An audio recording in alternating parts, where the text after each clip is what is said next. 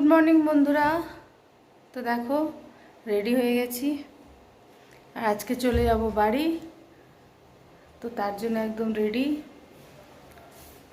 তো আমাদের সব গোছানো হয়ে গেছে, এখন খেতে যাব চা। এখানে চা দিয়ে দিয়েছে, চা খেয়ে বেরিয়ে যাব। তো এখন এখান থেকে যাব সিধা জলপাইগুড়ি, তারপরে ওখান থেকে বাড়ি। তো এই আমাদের সব গোছানো হয়ে গেছে, এখন সব কিছু আটকানোর ব্যাপার আছে। লাস্ট মিনিট আর কি খুলে রেখেছি, যা যা কিছু ঢোকানোর বাকি থাকে। ওইদিকে ওই একটা ব্যাগ। তো এরপর বেরিয়ে যাব। তো হয়ে গেল আমাদের ঘোরা, এবারে বাড়ি ফিরে যাব। যে মেয়ের আজকের থেকে মুড অফ, আবার মুখ ফুলে গেছে। তো চলো। তো চা চলে এসছে, আর কিছু টিপিয়ে দেয়নি। ব্রেড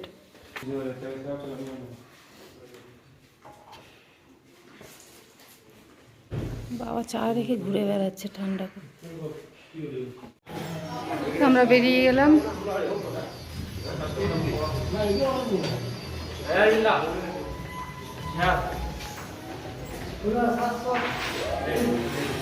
হয়ে গেল আমাদের সিকিম ট্যুর কমপ্লিট।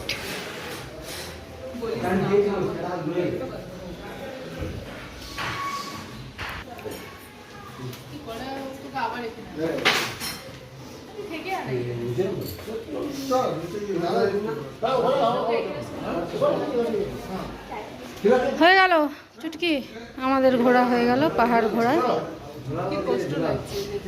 কষ্ট লাগছে না? আমারও লাগছে রে। আর দিদি তো পুরো ডিপ্রেশনে চলে গেছে। তো আমরা বেরিয়ে গেলাম, হয়ে গেল আমাদের ঘোরা।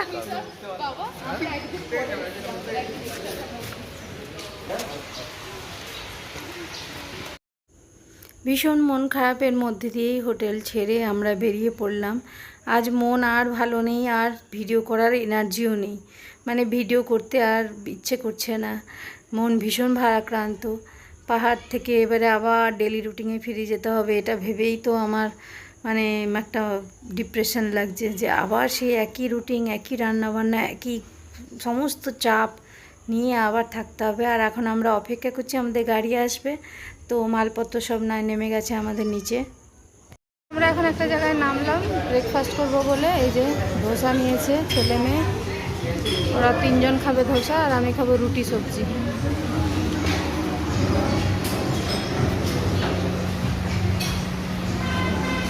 সকালবেলা আমরা তো হোটেল থেকে চা আর ব্রেড খেয়ে বেরিয়েছিলাম।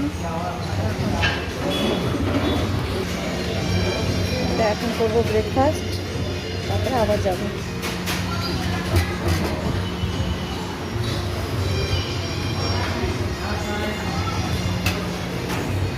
এই যে আমার চলে এলো রুটি সবজি, তো অনেক কিছুই আছে, থালা সাজিয়ে দিয়েছি। তা আমরা এখন খেয়ে নেবো, চলো পরে আবার দেখা হচ্ছে।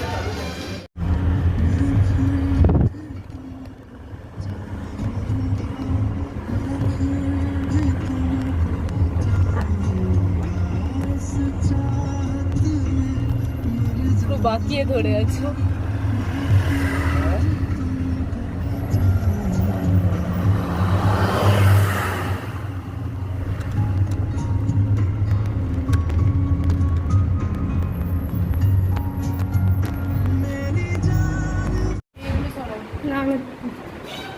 এখন আমরা খেতে চলে এসেছি।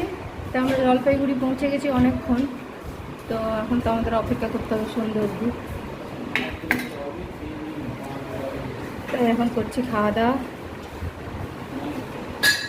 এই যে আমি নিয়েছি আন্ডা ডিম ভাত, এরা দুজন নিয়েছি বিরিয়ানি।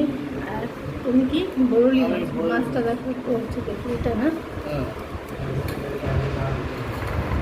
বরলি মাছ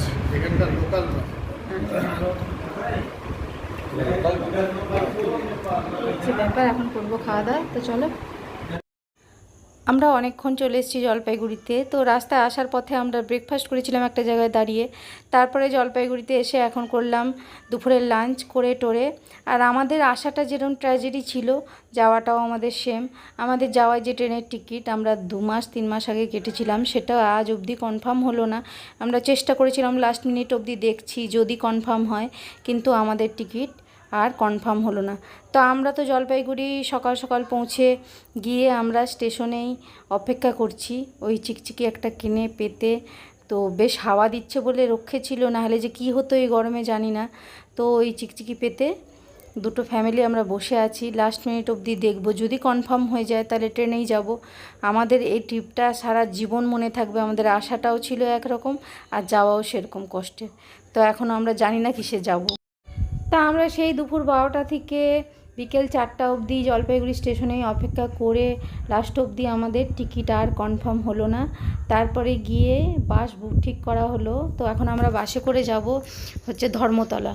তো তার জন্যেই একটা বাস সন্ধ্যেবেলায় বাস ছাড়ে, তো সেই বাস ঠিক করা হয়েছে। তো এখন সেই বাসে করে যাব হচ্ছে ধর্মতলা।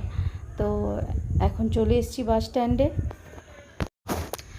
বাস ছেড়েছিল সন্ধ্যে 7টার সময়, তারপরে বাস চলছিল মোটামুটি। এখন বাজে রাত 11টা। তো একটা জায়গায় দাঁড়িয়েছে রাতে খাবারের জন্যে।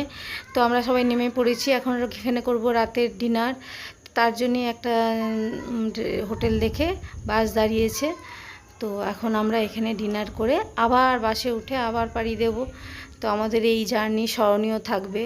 আমরা বলেই এতটা ধকল হয়তো সহ্য করছি, জানি না এতটা ধকল কেউ নিতে পারে কি না।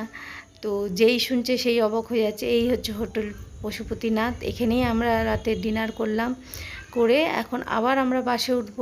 তো কাল সকালে পৌঁছাবো ধর্মতলা। আবার ধর্মতলা থেকে যাব হাওড়া, হাওড়া থেকে আবার ট্রেন ধরে যাব খড়গপুর। এই হচ্ছে আমাদের লম্বা জার্নি, যার শেষ আর হচ্ছে না।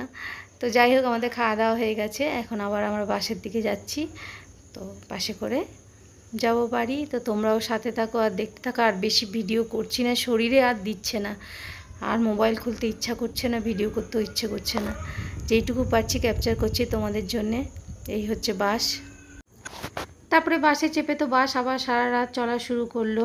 তো সকালে আমরা ধর্মতলা পৌঁছালাম, আর ফোনের চার্জও ততক্ষণে শেষ, আর কিছু করতে পাইনি। আর এটা হচ্ছে পরের দিন, মানে আমরা পৌঁছানোর পরের দিনের দৃশ্য। ঘরের অবস্থা দেখো, ঘুরে এসেছি, এখন হয়েছে এখন আমারই যত চাপ।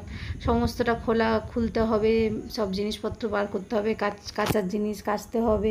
আর এইদিকে সব কিছু চাদর দিয়ে ঢেকে গেছিলাম। ঘর দুয়ার এখন পরিষ্কার করতে হবে, একদম এক আঙুল করে ধুলো জমে গেছে ঘরে। তো সব নিয়েই এখন আবার সেই দিন রেগুলার রুটিন শুরু হয়ে গেল। এই হচ্ছে ঘরের হাল, চারিদিকে কাপড় ছড়িয়ে ছিটিয়ে আছে। এবারে কিছুটা কাচবো, কিছুটা ওয়াশিং মেশিনে দিয়েছি। এই ব্যাগগুলো ধুতে হবে, মানে আর কি বলবো, সেই চাপ ভরা জীবন শুরু হয়ে গেল। তো চলো, এই ভিডিওটা এই পর্যন্তই রাখলাম। আমাদের পাহাড় সফর শেষ, আবার রেগুলার রুটিনে ফিরে এসেছি। তো ভিডিওগুলো কেমন লাগলো জানিও, ভালো লাগলে লাইক করো, কমেন্ট করো। আর এইদিকে দেখো এক ব্যাগ কাঁচা, মানে দিয়ে দিয়েছি, এক ওয়াশিং মেশিন কাপড় কাঁচা চলছে, এদিকে এক ব্যাগ আরও আছে। পারে কিছু হাতে কাচবো সেগুলো আছে, মানে আর বলার কথা নেই। শুধু ঘুরতে যাব না, ঘুরতে যাওয়ার পরের চাপটাও বিরাট। তো চলো টাটা, ভালো থেকো সবাই।